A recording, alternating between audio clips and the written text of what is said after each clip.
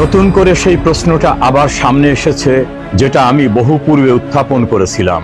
মানবজমিন সম্পাদক এবং অনুসন্ধানী সাংবাদিক মতিউর রহমান চৌধুরী মহামান্য রাষ্ট্রপতি মোহাম্মদ শাহাবুদ্দিনের ইন্টারভিউ নিয়ে বলেছিলেন, মহামান্য রাষ্ট্রপতি তাকে বলেছেন, শেখ হাসিনার পদত্যাগপত্র আমার কাছে নেই, আমি অনেক খোঁজাখুঁজি করেছি, এমনকি ক্যাবিনেট ডিভিশনেও খোঁজাখুঁজি করে তার সেই পদত্যাগপত্র পাওয়া যায়নি। আপনাদের নিশ্চয়ই মনে আছে, সেই সময় বিষয়টা নিয়ে অনেক আলাপ আলোচনা হয়েছিল। রাষ্ট্রপতি মোহাম্মদ শাহাবুদ্দিন বলেছেন, তিনি শুনেছেন যে শেখ হাসিনা প্রধানমন্ত্রীর পদ থেকে পদত্যাগ করেছেন, তবে তার কাছে কোনো দালিলিক প্রমাণ নেই।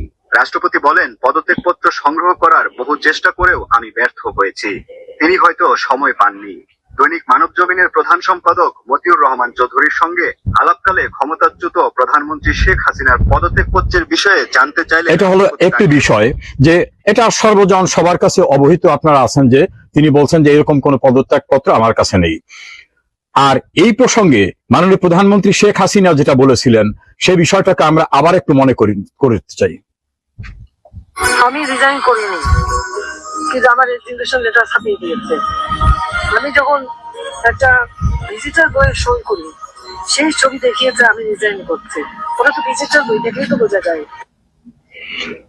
প্রধানমন্ত্রী শেখ হাসিনা বললেন, আমি রিজাইন করিনি, আমি একটা ভিজিটর্স বুকে স্বাক্ষর করছি, সেই ছবিটাকে নিয়ে এডিট করে ওটাকে আমার রেজিগনেশন হিসাবে দেখিয়ে বাইরে প্রচার করা হয়েছে। এর সঙ্গে আরো একটি বিষয় আসি, তার আরো স্পষ্ট একটা বক্তব্য আছে, সেটা আমরা একটু শুনি। বঙ্গভবনে যে মহামান্য রাষ্ট্রপতির কাছে আমার পদত্যাগপত্র জমা আমি দেইনি, কাজে আমার কিন্তু পদত্যাগ হয়নি। আমি কিন্তু এখনো বাংলাদেশের constitutional prime minister, elected prime minister. এটা শুনলেন তার বক্তব্যটা। এখন আমরা অতি সম্প্রতি আবার যে কথাটা উঠে এসেছে, দি পোস্ট নামক একটি গণমাধ্যমে জনাব মতিউর রহমান চৌধুরী ইন্টারভিউ দিয়েছেন। সেখানে মতিউর রহমান চৌধুরী স্পষ্ট করে বলছেন যে তিনি জেনেছেন শেখ হাসিনা হাতে 3 পৃষ্ঠার একটি পদত্যাগপত্র লিখেছিলেন, সেই পদত্যাগপত্র তিনি জমা দেননি বা দিতে পারেননি। তিনি মতিউর রহমান চৌধুরীর ভাষায় যে তিনি ভ্যানিটি ব্যাগে করে সেটা নিয়ে গেছেন। তাহলে বিষয়টা কি হলো?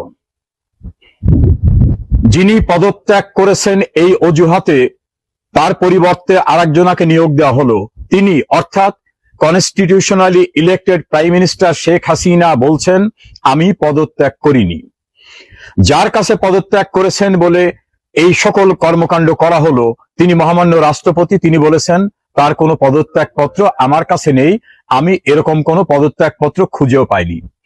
অনুসন্ধানী সাংবাদিকতায় মানবজমিনের প্রধান সম্পাদক মতিউর রহমান চৌধুরী বলেছেন, শেখ হাসিনা পদত্যাগপত্র লিখেছিলেন 3 পৃষ্ঠার, তিনি সেটা জমা দেননি, তিনি তার ব্যাগে করে নিয়ে গেছেন। পদত্যাগকারী, পদত্যাগপত্র গ্রহণকারী এবং অনুসন্ধানকারী 3 জনার তথ্যে স্পষ্ট যে শেখ হাসিনা আদৌ পদত্যাগ করেন নাই। তাহলে পদত্যাগ না করলে তিনি কনস্টিটিউশনালি ইলেক্টেড প্রাইম মিনিস্টার হিসাবে তিনি যদি দেশের বাইরেও থাকেন, তিনি প্রাইম মিনিস্টার ইন এক্সাইল, প্রবাসে থাকা প্রাইম মিনিস্টার হিসাবে ট্রিট হওয়ার কোনো বিকল্প পথ নেই। দ্বিতীয়ত, বাংলাদেশের দ্বাদশ জাতীয় সংসদ নির্বাচন হয়েছিল, সংসদের মেয়াদ 5 বছর। এই সংসদ কি কারণে বাতিল হতে পারে বা সংসদের মেয়াদ শেষ হতে পারে, তা বাংলাদেশের সর্বোচ্চ আইন যেটা সংবিধানে লেখা আছে, সেখানে স্পষ্টভাবে বলা আছে, সংসদের মেয়াদ যদি শেষ হয় তাহলে ওই সংসদের অবসান হবে। এছাড়া যদি মেজরিটি পার্টি কনফিডেন্স হারান অথবা মেজরিটি পার্টির নেতা অর্থাৎ প্রাইম মিনিস্টার তিনি যদি লিখিতভাবে রাষ্ট্রপতিকে অনুরোধ করেন পার্লামেন্ট বাতিল করতে, তাহলে পার্লামেন্ট বাতিল হবে। প্রধানমন্ত্রী শেখ হাসিনা পার্লামেন্ট বাতিল করতে লিখিতভাবে রাষ্ট্রপতিকে বলেননি। পার্লামেন্টের মেয়াদ পূর্ণ হয়নি, তাহলে পার্লামেন্ট যে বাতিল করা হলো, এই বাতিলটা আইনসঙ্গত হয়নি, সংবিধান সম্মত হয়নি।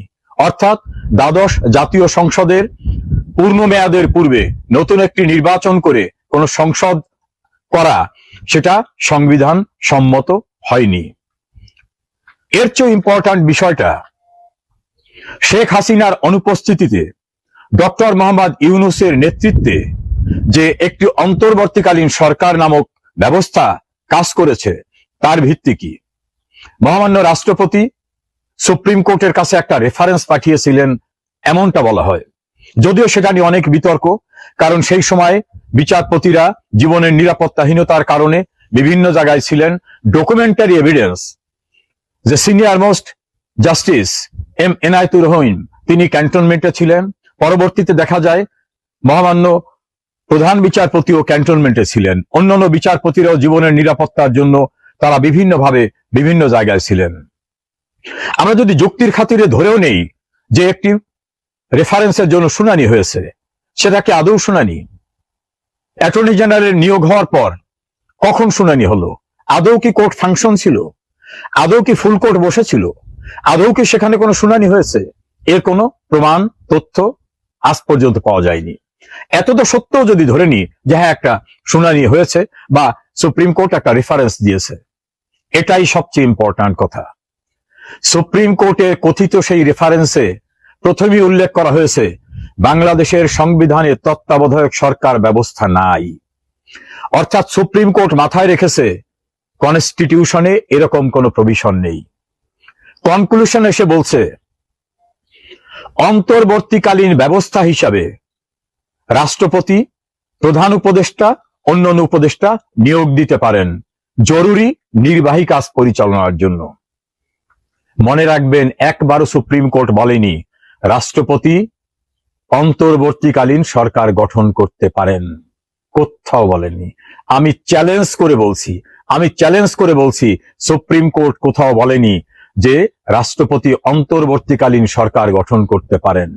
কারণ সুপ্রিম কোর্টের অবশ্যই মাথায় ছিল, বিবেচনায় ছিল যে এমন সরকার গঠন করতে আমরা বলতে পারি না যেটা সংবিধানে আদৌ নেই। তাহলে অন্তর্বর্তীকালীন ব্যবস্থা আর অন্তর্বর্তীকালীন সরকার এক জিনিস নয়। যদি মহামান্য রাষ্ট্রপতি, রাষ্ট্রের প্রধান, অন্তর্বর্তীকালীন সময়ে যদি কোনো ভ্যাকুয়াম হয় নির্বাহী জরুরি কাজ পরিচালনার জন্য, তিনি কাউকে নিয়োগ দিতে পারেন। রাষ্ট্রপতির উপদেষ্টা থাকতে পারে, রাষ্ট্রপতির মিলিটারি সেক্রেটারি থাকতে পারে, রাষ্ট্রপতির প্রেস সেক্রেটারি থাকতে পারে, রাষ্ট্রপতির পাবলিক রিলেশন সেক্রেটারি থাকতে পারে, অ্যাডভাইজার থাকতে পারে, ডিফেন্স অ্যাডভাইজার থাকতে পারে। তাহলে যদি ধরে নেওয়া হয়, তাহলে যারা সেই সময় নিয়োগ পেয়েছিলেন তারা পেয়েছিলেন রাষ্ট্রপতিকে উপদেশ দেবেন এভাবে উপদেষ্টা হিসাবে, কোনোভাবেই অন্তর্বর্তীকালীন সরকার নয়। সেটাই যদি হয় তাহলে তাদের কৃতকর্ম কোনোভাবেই সরকারের পূর্ণাঙ্গ যে স্ট্রাকচার কনস্টিটিউশনালি, সেই স্ট্রাকচারের কর্মকাণ্ড না। তারা বিদেশের সঙ্গে কোনো চুক্তি করা, তারা কোনো পলিসি ডিসিশন করা, তারা কনস্টিটিউশনের বাইরে গিয়ে আইসিটি ট্রাইব্যুনাল গঠন করা, বিচারক নিয়োগ করা, ট্রাইব্যুনালের ফরমেশন করা, পার্লামেন্ট প্রসেসে যাওয়া, অন্যান্য যা কিছু করেছেন সবটাই ছিল উইদাউট লফুল অথরিটি, অর্থাৎ আইনগত কর্তৃত্ব বহির্ভূত। ফলত আমরা কনক্লুশনে এই বিশ্লেষণে আসতে পারি বাংলাদেশের সর্বোচ্চ আইন সংবিধান, এবং সংবিধানের ব্যত্যয় ঘটানো হলে বা সংবিধান ভঙ্গ করা হলে যা কিছু ভঙ্গ করে করা হবে সে বিষয়টি যে অবৈধ হয়, এটা পাকিস্তানের সুপ্রিম কোর্ট, বাংলাদেশের সুপ্রিম কোর্ট, ভারতের সুপ্রিম কোর্টের অসংখ্য মামলায় সিদ্ধান্ত দিয়ে বলা হয়েছে সংবিধানে যেটা নাই, সংবিধানের বাইরে গিয়ে করা হলে সেটা ultraviates with the provisions of constitution, violation of constitution, inconsistent with the provision of constitution, অর্থাৎ অসাংবিধানিক, অবৈধ, বেআইনি, সংবিধান বহির্ভূত, এবং সেগুলোকে বলা যেতে পারে সংবিধান লঙ্ঘনের অপরাধ।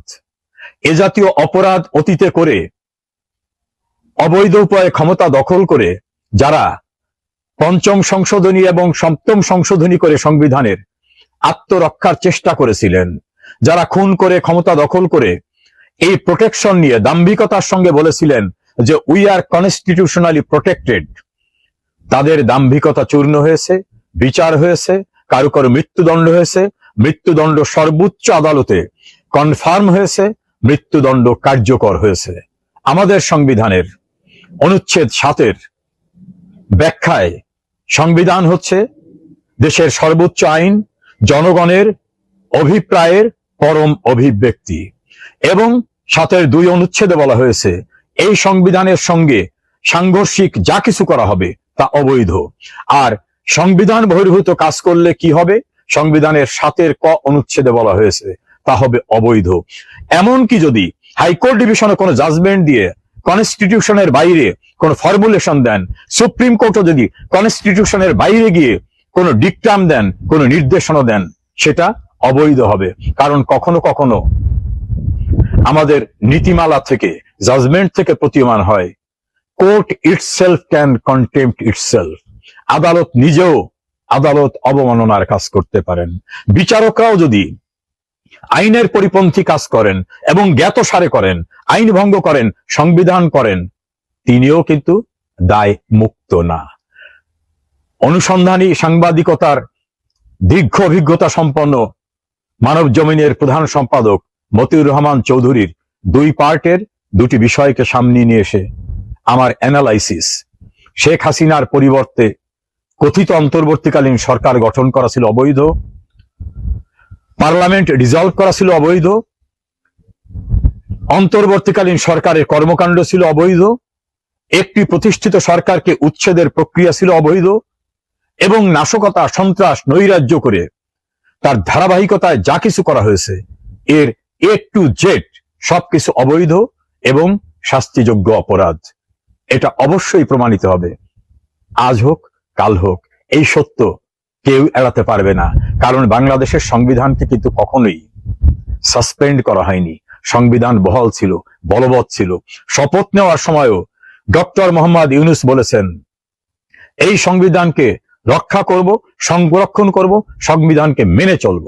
সংবিধানকে মেনে চলার শপথ নিয়ে যেটা করেছেন সেটা শপথ ভঙ্গ, সংবিধান ভঙ্গ। ভয়াবহ অপরাধ হয়েছে।